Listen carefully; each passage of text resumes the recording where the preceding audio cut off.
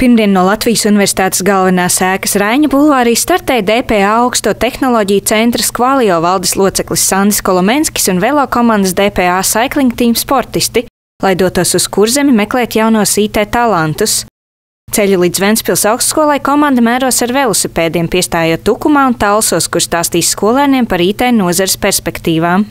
Ar šiem dažiem simtiem IT absolventu, kas nāk no Latvijas augstskolām, ir stipri par maz, lai mēs varētu nodrošināt gan tautsaimniecības šī brīža vajadzības, gan labo ideju, nākotnes labo ideju attīstību, gan arī ārvalstu uzņēmumus. Mēs izdomājām to darīt tādā atraktīvā veidā, lai varētu pieaicināt šos jauniešus tieši studēt IT un parādīt, ka IT tas ir jautri, tas ir aizrautīgi un tur var daudz ko sasniegt. Ar velotūri meklējam IT talantus Kurzemē, DPA augsto tehnoloģiju centrs Squalio sāk jaunu iniciatīvu, aicinot Kurzemes reģionu skolēnus un pedagogus veidot startup projektus. Uzņēmuma pārstāvi centīsies skolēniem dot zināšanas un izpratni par uzņēmējdarbības būtību un biznesa veidošanos.